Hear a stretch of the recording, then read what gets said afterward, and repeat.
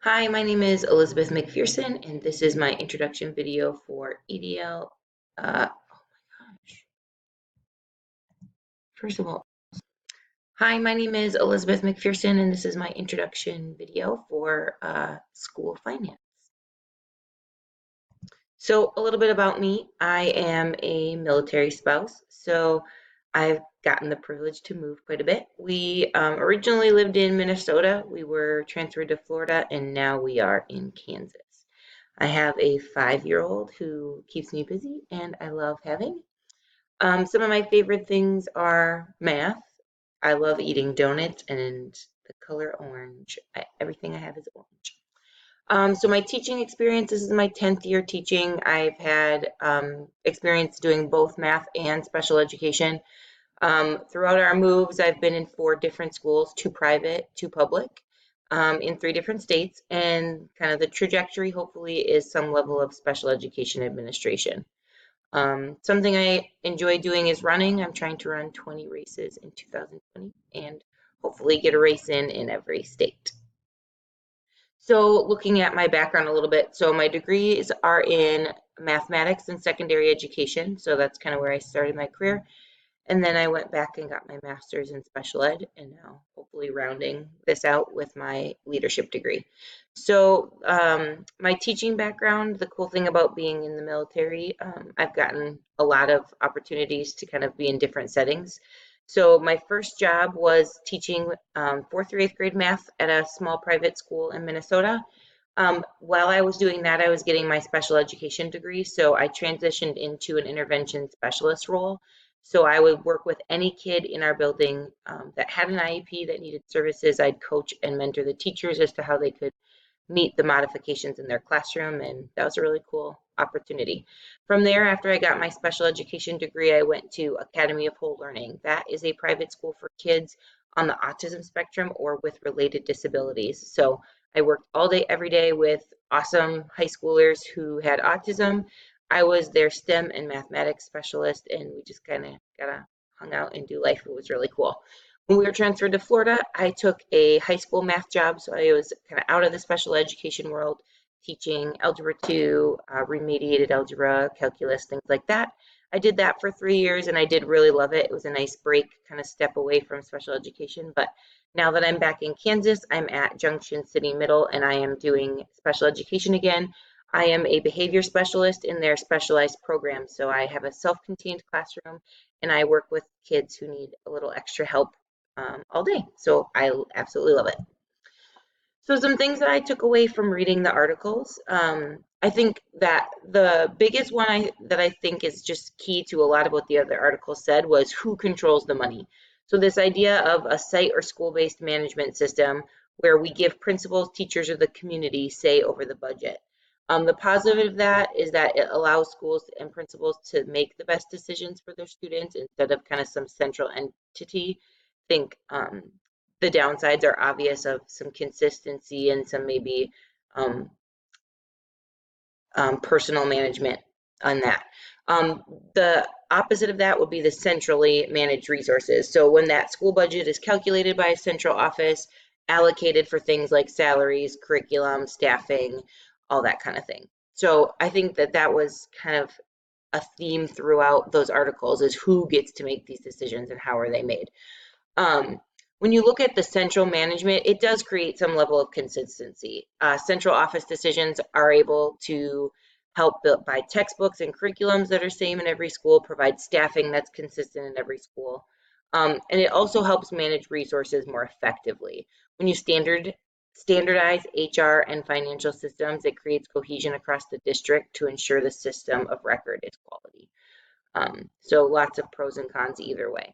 So the other thing that I thought was kind of an interesting article was the one that showed all the financial reports. I think having a math background, this seems a little bit familiar to me, but I understand like how foreign it is for a lot of people to maybe be involved in such a high level of kind of instructional budgeting. So reading those reports, the income reports that show the revenue, that this idea of the gross margin, um, balance sheets showing what you have, what you owe, what you're going to have left over, cash flow forms showing kind of how things are coming in and out, not just like here's what we spent, here's what we have, just but very detailed lists of how our money is going in and out. And then to consider the financial tools that we'll be asked to use as administrators. A lot of them are online, some of them are software, but to kind of add that layer of technology and budget and finance understanding to the job, I think is kind of a key piece. Looking at some of the things a principal will have to do in terms of budgeting, setting financial goals, approving and revising budgets, understanding rules, establishing procedures, carrying out those procedures so that they're accordance with the law. I think my special ed background kind of flagged this as important, as there are really some legal obligations we have in terms of our finances, even kind of well laid plans, if they're not in accordance with school law, are kind of tricky. Organize and manage those reporting systems, hire someone to help monitor your spending, to help you be accountable, and to report that spending to the appropriate people. So kind of a lot of steps for what could potentially be almost unknown as a job for a principal. To look at principals as those middle managers. Principals don't have to control the finances, that they're just kind of that go between legislators making decisions and districts making decisions and then passing those decisions on to teachers. I know personally I've been that teacher who's emailed the admin and like, hey, do we have money for this? And so that middle person between the request and the actual funding. Um, so then to look at principals struggling to manage funding allocated in the form of staffing and principals. So I thought it was an interesting mention in the article about how a lot of districts just have this kind of blanket funding option, like, hey, you have 35 kids, here's a teacher for science, or hey, you have 500 students, here's another social worker. And so to really have some of that like inflexible allocation of just like this is how the district does it, instead of looking like, well, maybe the social worker isn't what we need, I don't know, behavior specialist, or we need another eighth grade counselor, or whatever it might be.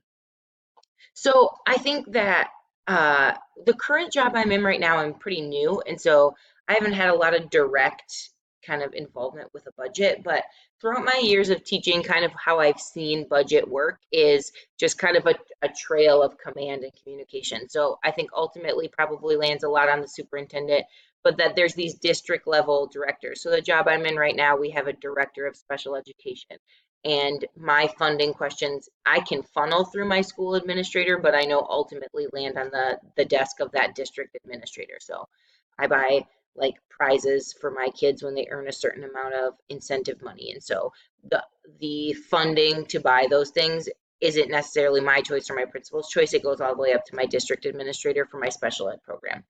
And I know that he is overseen, and his budget is managed by the district above him. So I've kind of seen this trail of like superintendent level, district level, school administrators, and teachers. So again, when you kind of ask that, can I have question, where does the trail actually lead? So I am excited. Like I said, finance and things like that aren't super foreign to me, but I think integrating them with my role in education is going to be a fun thing to do. So I don't have a significant concern being an administrator and dealing with finances. I think my biggest concern is I tend to like to say yes to people. And so I think it will be a very big kind of mind shift for me to have not have the ability to say yes to everything, even when I want. I think as a teacher, and I think we all know as a teacher, we've spent personal money to get past some of those funding deficits. Like my school won't buy this, but my kids really need it. And so we kind of make those personal choices to spend some money of our own. And I think that'll be a big switch for me as an administrator. Like there really won't be room to fill the gaps necessarily, and the gaps will be bigger and bigger. And so I think it's not a concern, it's just awareness of myself that I like to say yes. I like to offer people as much as I can. And so that will have to just be kind of a lens that I know about myself. Again, I know the importance of funding from a classroom perspective. I've been in mathematics, I've been in STEM, I've been a part of some really expensive projects, and I know some of the wraparound and the kind of weaving you have to do to get money. And so just kind of those are not my concerns, but I think my awareness is coming from. So I'm excited for the class. I'm excited to learn more about school finance and learn more from you. Thanks.